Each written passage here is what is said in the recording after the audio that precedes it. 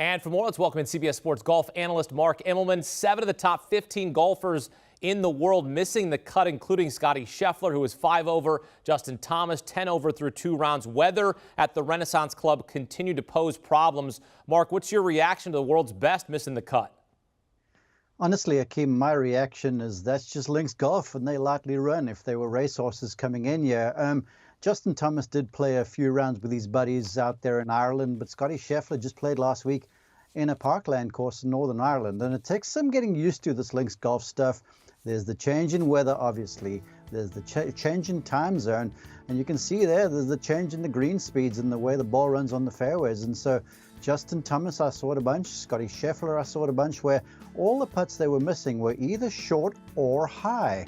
And that tells me that they haven't really completely adjusted to the green speeds just yet. So I chalk it up to just a little running time, get a feel for the game. Next week, look, this is an important week, the Scottish Open, but next week with the Open Championship, the 150th, that's the big one, and that's when you want to be ready.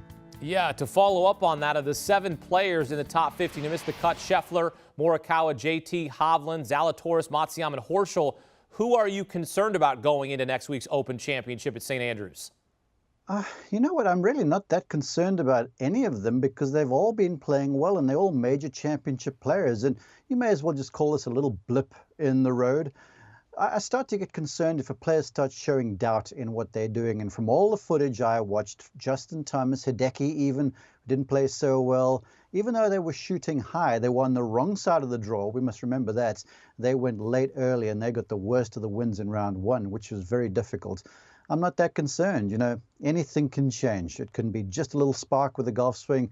It can be 1 or 2 putts falling in and all of a sudden they'll be in contention. So put this one behind them. Extra time to prepare at the open course, at the old course, I should say, at the Open.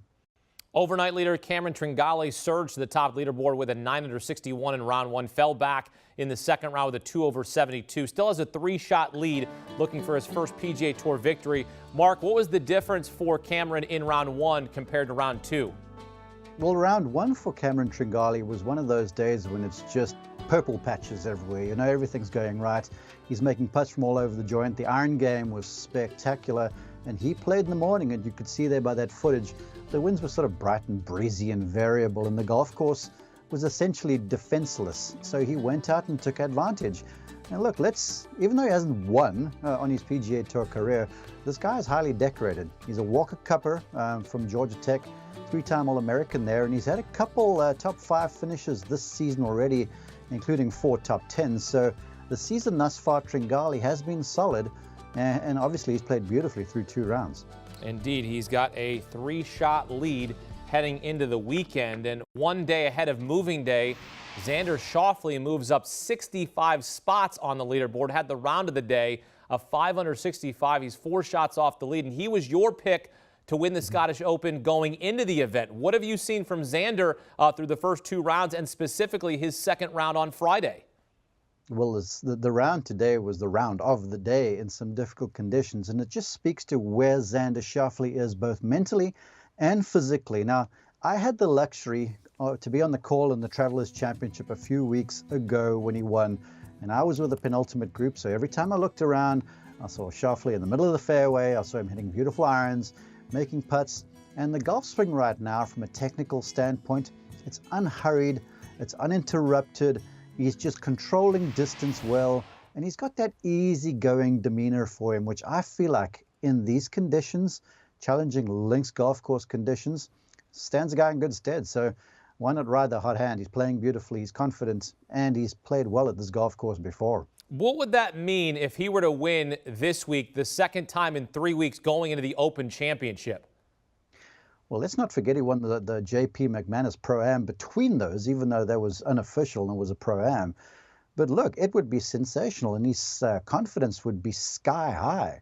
But that all being said, even if he didn't pull it off, I feel like he will go into next week with a whole lot of confidence, because that old course, it penalizes a miss off to the right-hand side. The right-hand side of the golf course, the entire way there is the brave line. You can hit a draw safely into the heart of the golf course, just miss those penalizing pot bunkers. Xander likes to draw the thing.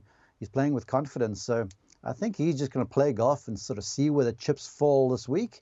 And then, of course, next week he's going to try and line up that first major championship. He's gotten close, but still chasing that first major title is Xander Schauffele. Cameron Tringale atop the leaderboard. He's the favorite to win the Scottish Open at plus 400. Schauffele listed at plus 500. Again, coming off that win at the Travelers at the end of June. Mark Immelman break it down for us here on CBS Sports HQ. Mark, thank you. And you can watch third and fourth round coverage of the Scottish Open beginning noon Eastern on Saturday and Sunday on CBS and streaming live on Paramount+. You can also watch on the CBS Sports app.